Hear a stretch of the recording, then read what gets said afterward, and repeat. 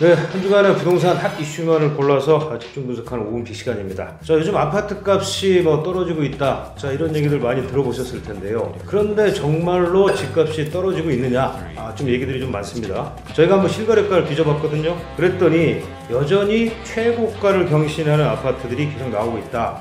이런 얘기가 있습니다. 자, 한 기자, 어떻게 된 일인가요? 네, 한국감정원 조사에 따르면 지난주 서울 아파트 값은 15주 연속 하락했습니다. 하락폭도 커지고 있고요.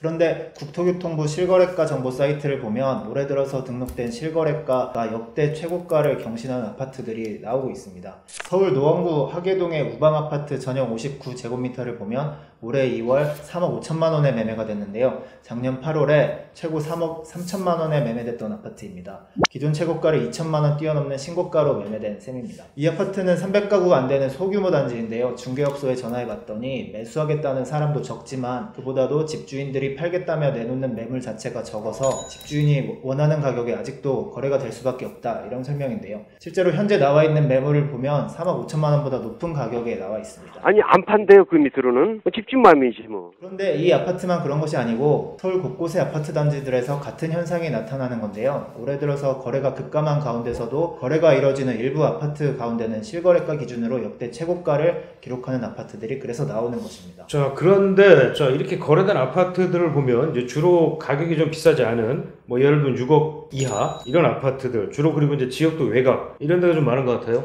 네, 맞습니다. 우선은 이런 아파트들이 지난 상승기 때 가격이 많이 오르지 않았던 아파트들이다 할 수 있는데, 작년 한 해 가격 그래프를 보면 9월에 가격 상승률이 가장 높았습니다. 그 중에서도 특히 강남구를 비롯해서 고가 아파트들의 가격이 그때 급등을 했는데요. 이번에 신고가를 기록한 아파트들은 갭매우기라는 현상으로 설명을 하면 될 것 같습니다. 작년 9월에 다른 단지들이 급격하게 오를 때 가격이 오르지 않았었고, 그 때문에 가격 격차가 커졌습니다. 그래서 집주인들이 기존보다 높은 가격으로 내놓고 있다. 매수자 입장에서도 마찬가지입니다. 서울 전역에서 주택담보대출 비율이 40%로 제한돼 있고, 작년 9.13 대책 이후로는 주택 보유자의 경우 추가 담보대출이 아예 불가능해졌기 때문에 강남 등에 있는 고가주택을 살 수 있는 수요자 자체가 얼마 없습니다. 그러나 이 정도 금액대 아파트는 아직 상대적으로 무주택자가 일부 대출을 받아서 매입할 수 있기 때문에 실수요자 중심으로 아직 이 가격의 아파트를 매입하는 수요가 남아있다, 이렇게 분석할 수 있겠습니다. 정리한다면 결국 이제 서울에서 여전히 신고가를 경신하는 아파트들이 나오고 있는데, 이런 경우들은 대부분 저가 단지들의 이른바 갭 매우기다, 이렇게 정리해 볼 수 있을 것 같은데, 그러면 이걸 전반적으로 지금 다 하락세다, 이렇게 얘기할 수 있을까요? 네, 그렇게 보는 게 맞습니다. 실거래가 기준으로 말씀드리자면 올해 2월 송파구 잠실동의 리센치 아파트 전용 84 같은 경우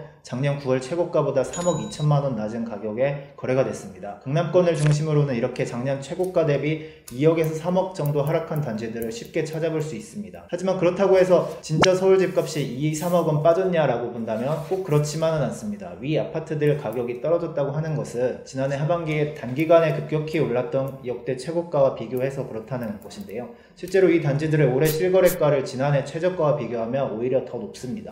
자, 그러면 이제 결국 작년에 급등한 단지들 가격이 아직도 확실하게 그냥 떨어졌다, 이렇게 보기는 좀 어려울 것 같아요. 네, 정부의 고가 주택에 대한 규제가 워낙 강하기 때문에 아직 본격적인 하락은 시작도 안 했다. 상대적으로 상승한 저가 단지들도 그 상승이 오래가지는 않을 것이다 라는 것이 전문가들의 의견입니다. 고종환 한국자산관리연구원장 의견을 들어보시죠. 특히 강남권 아파트, 다른 데보다도 더 많이 올랐던 재건축 같은 경우에는 거품이 상당히 쌓여 있다고 보기 때문에 지금은 이러한 거품이 최소 2, 3억에서 한 4, 5억씩 떨어지는 현상이 나타나고 있는데, 문제는 지금이 바닥이 아니라 섣불리 단정을 할 수 없고, 부동산 경기가 하락세가 지속이 되면 추가 하락 가능성이 높을 것으로 전망됩니다. 네.